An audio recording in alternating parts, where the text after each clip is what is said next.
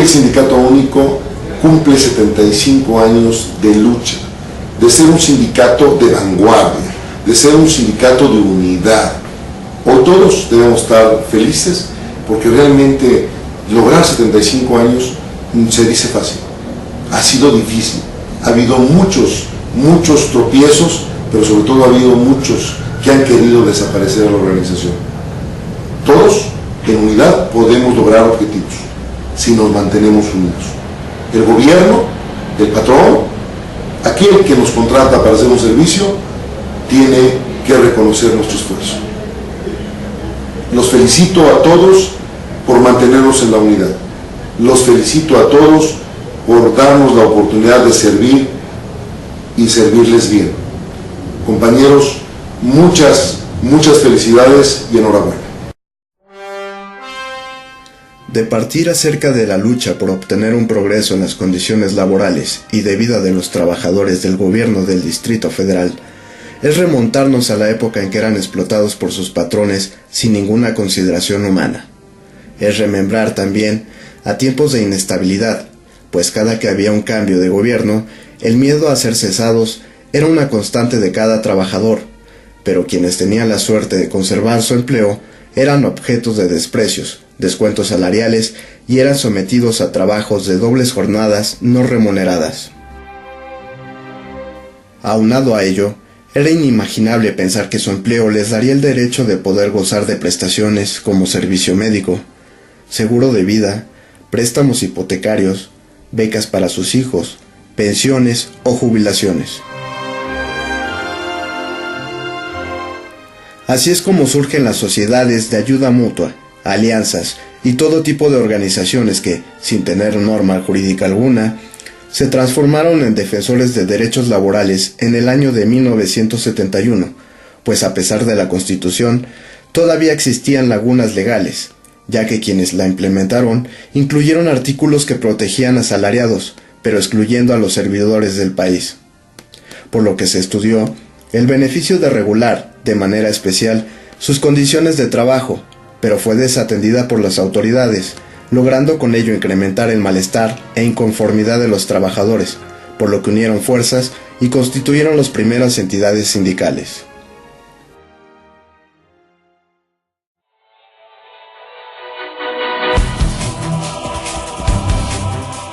Se origina en el año de 1922 el Sindicato de Trabajadores de Limpia de la Ciudad de México y 2 años más tarde la Unión de Trabajadores de Aguas Potables, sin importar que en aquella época los ataques por parte de las autoridades ante cualquier intento de agrupaciones cuya finalidad fuera la de abolir la represión gubernamental y exigir mejoras laborales. Se unen a la causa profesores del internado Rafael Donde, trabajadores de salubridad, los de la Contraloría Mayor de Hacienda y la Unión de Empleados de Izquierda, entre otros. Ante el desamparo jurídico y las amenazas de ceses, bajas, consignaciones, incluso de muerte, diversos organismos sindicales fueron desapareciendo.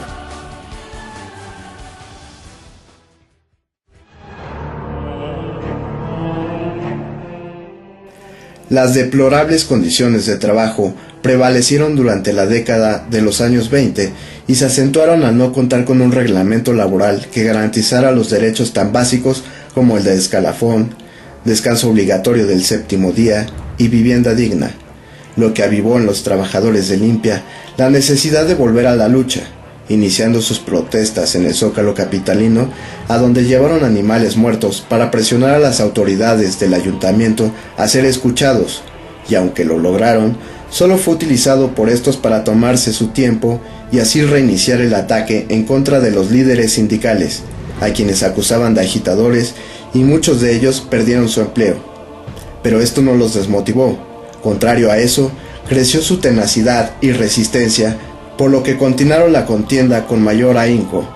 Se crean nuevos organismos, agua y saneamiento, alumbrado público, pavimentos y calzadas, parques y jardines, trabajadores del bosque de Chapultepec,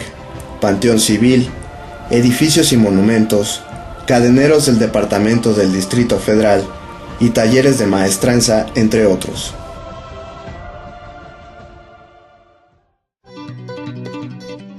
Luego de ese juego de estira y encoge entre autoridades que rechazaban la legalidad de la lucha sindical y los trabajadores que no renunciaban a su esfuerzo, transcurrió una década y en 1934, al tomar la presidencia el general Lázaro Cárdenas del Río, fue como se dio impulso a los organismos sindicales y se instruyó a miembros de su gabinete a fin de que elaboraran una ley que defendiera los derechos de los burócratas, misma que debía contemplar las demandas de todos los trabajadores al servicio del Estado, incluyendo los del ayuntamiento, y sin embargo, los responsables hicieron caso omiso a las peticiones de los interesados. Por lo tanto, al ser ignorados, todos los organismos sindicales se unieron en una sola central, creando la Alianza de Organizaciones al Servicio del Estado en 1935, instalando sus oficinas en Arcos de Belén número 14 y sentando así el precedente de la Federación de Sindicatos de Trabajadores al Servicio del Estado, FETSE, que entre sus principales demandas era que los trabajadores al servicio del Estado fueran incluidos en la Ley Federal del Trabajo, lo que le siguieron el respeto a la jornada de 8 horas, pago de tiempos extras, atención médica, suministro de medicinas, descanso obligatorio del 7º día, pago de salarios insalubres y suspensión de ceses. Pero para las autoridades, dicho pliego era desmesurado y continuaron con sus abusos, y ante tal escenario, la alianza organizó manifestaciones y mítines con el objeto de ejercer presión en ellos. En ese ambiente de hostilidad, los organismos sindicales se incorporaban a los empleados del Ayuntamiento de la Ciudad de México, externaron así su interés por constituir también una sola organización. Es así, con fecha del 3 de diciembre de 1937, en Arcos de Belén número 14, los trabajadores dan inicio para formar ese organismo central, saliendo la convocatoria el día 11 y para el 14 de diciembre del mismo año a las 21:15 horas, el sueño de miles de trabajadores del ayuntamiento se convierte en realidad al conformarse el Sindicato Único de Trabajadores del Departamento del Distrito Federal, respaldado con 27 secciones. En medio de una algarabía nacional, los delegados que acudieron a la convención nombraron al primer comité ejecutivo general por 2 años. La lucha inicial fue complicada, debido a la insistencia de las autoridades al no considerar sus lineamientos jurídicos.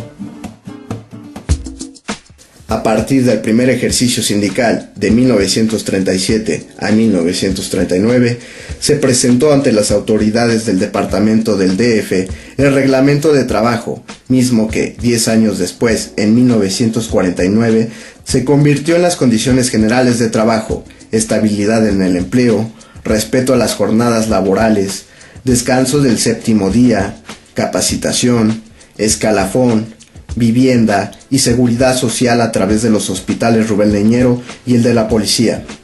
Fueron algunas de las victorias incluidas en el primer reglamento de trabajo. Al término de esta gestión, la inconsistencia de los líderes se vislumbra cuando su secretario general renuncia a su cargo en junio de 1941 al ser postulado como diputado federal por la delegación de Xochimilco.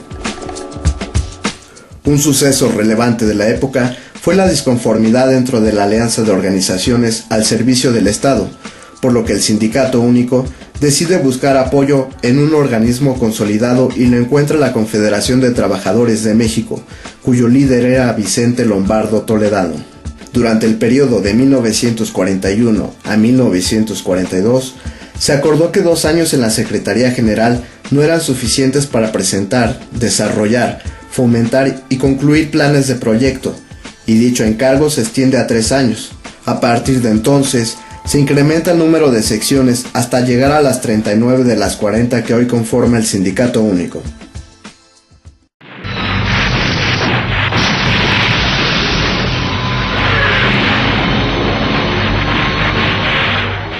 En 1942 se vivieron momentos algentes debido a la Segunda Guerra Mundial. 2 barcos mexicanos fueron hundidos por la marina del país alemán y el entonces presidente de México, Manuel Ávila Camacho, llamó al pueblo para defender la nación. El Sindicato Único dispuso que sus agremiados formarían parte de las reservas del Ejército Nacional. El cambio de dirigencia de la FETSE estaba en puerta cuando se nombró al candidato, Era el tiempo de 1943 a 1946, y fue tal el descontento y la exaltación que llegaron las agresiones verbales e incluso el homicidio de Ricardo Ortiz Trejo, miembro de la sección 6 Parques y Jardines. A finales de la década de los 50 se planteaban reformas a la ley de pensiones y del retiro. El Sindicato Único participó con la insistencia para crear en 1959 el Instituto de Seguridad y Servicios Sociales para los Trabajadores del Servicio del Estado, ISSSTE. A causa de que el sindicato no contaba con oficinas propias, la FETSE lo albergó en Lucerna número 54 y posteriormente alquiló un lugar en Lucas Alamán número 14. Finalmente, en el periodo de 1962 a 1965, se adquirió un edificio en Antonio Caso número 46 de la colonia tabacalera. No pasó ni un trienio cuando, con cuotas sindicales y un préstamo económico del ISSSTE, se consiguió otro edificio en la misma calle, pero en el número 48. Durante el periodo de 1965 a 1968, el programa de otorgamiento de vivienda digna para los agremiados del Sindicato Único seguía en pie, por lo que participó en la creación del Fondo de la Vivienda ISSSTE, hoy FOVISSSTE. Con el objetivo de incrementar el patrimonio del SUTGDF, se hizo la adquisición de varias propiedades durante los trienios de 1938 hasta 1986. Entre estas se destaca el Hotel Mancera, ubicado en la calle Venustiano Carranza número 49, el edificio ubicado en Tabasco número 135, el Deportivo Olímpico, hoy nombrado 14 de diciembre, y el Hotel Terrazas, ubicado en Puerto Marqués, en Acapulco, Guerrero. En Antonio Caso número 32 se construyó un edificio más, donde actualmente están las oficinas de las secciones 12, 13, 21 y 22. Un mal momento por el que pasó el Sindicato Único de Trabajadores del Gobierno del Distrito Federal dio lugar en el periodo de 1986 a 1989, cuando algunos de sus agremiados se dijeron defraudados por el programa de vivienda. Este asunto fue tan grave que se determinó el reembolso de las aportaciones de los trabajadores, pero como el dinero no alcanzaba, se tomaron las cuotas sindicales, ocasionando una descapitalización como nunca en su historia. Pero no todo fueron malos sucesos para tal trienio, pues las guarderías donde se cuidaban a los hijos de los trabajadores y el público general de los mercados se convirtieron en centros de desarrollo infantil CENTIS, lo que contribuyó con la mejora de calidad y atención a los menores. En 2001 se hace la reestructura del sindicato y desaparece la figura de secretario general, creando en su lugar la de presidente. No obstante, la angustia invadió el trienio 2001-2004, pues parecía que el tiempo había dado marcha atrás, colocando a los empleados del gobierno del Distrito Federal en momentos de incertidumbre, pues sin saber el por qué, luego de revisar las condiciones generales de trabajo, muchas prestaciones desaparecieron, provocando que en la plaza del Zócalo capitalino se aglutinaran miles de trabajadores denunciando la violación de sus derechos laborales. Así fue como el Consejo General de Delegados determinó en 2004 designar un presidente interino y posteriormente como presidente en el 2007. El sindicato enfrentó la modificación de la nueva ley del ISSSTE, sembrando pánico y preocupación entre sus agremiados por el tema de sus fondos de retiro y pensiones.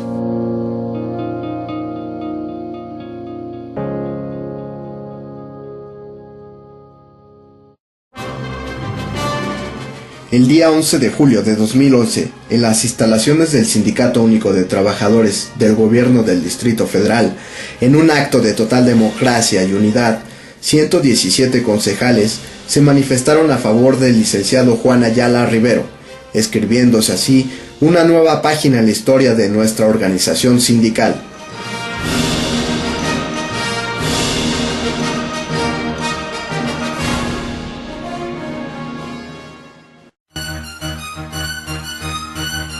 Uno de los principales y más importantes retos a los que hace frente el Sindicato Único de Trabajadores del Gobierno del Distrito Federal es la reforma laboral que propuso el presidente Felipe Calderón Hinojosa, misma que afecta los principales derechos de los trabajadores al servicio del Estado, y para manifestar el rechazo total de los trabajadores, se tomó la decisión de salir a las calles a marchar el día 1 de mayo de 2012 con un número superior a 10,000 trabajadores.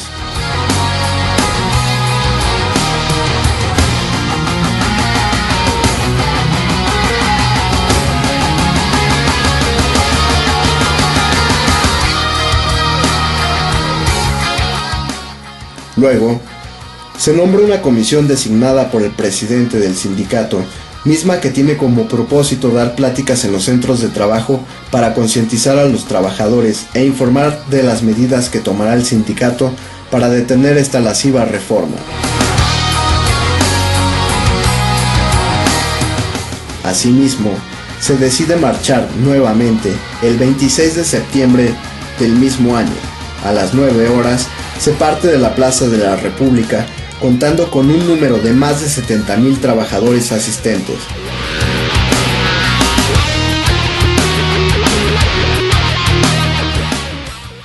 Se entregaron unos oficios en la Cámara de Senadores y otro más en el Palacio Legislativo de San Lázaro, el cual señala todos los puntos que perjudican no solo a los trabajadores agremiados del sindicato, sino a toda la fuerza laboral del país.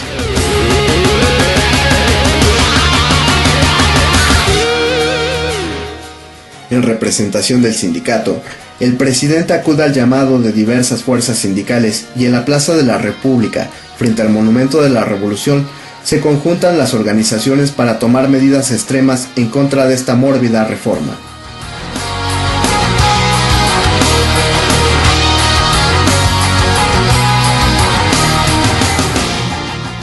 Aunque esta reforma haya sido aceptada y aprobada por los representantes del pueblo, el sindicato no dejará de recurrir a las instancias legales ni a los organismos internacionales para evitar el daño a nuestros agremiados. Seguimos en pie de lucha.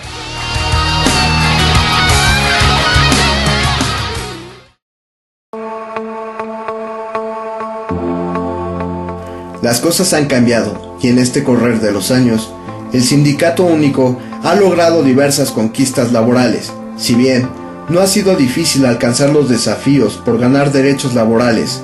es todavía más difícil mantenerlos asegurados, pues la lección aprendida en el 75 aniversario del Sindicato Único de Trabajadores del Gobierno del Distrito Federal es no perder sus propios orígenes, no olvidarse de su historia, mantener el mismo ideal sin perder jamás la unidad, pues solo así se logra seguir avante, defendiendo la lucha de sus valientes antecesores por alcanzar sus derechos y asegurándola de ese modo para los que vengan.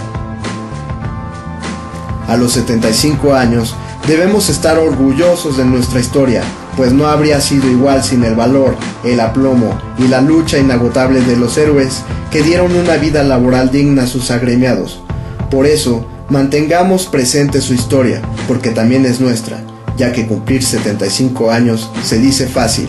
pero el camino ha sido difícil.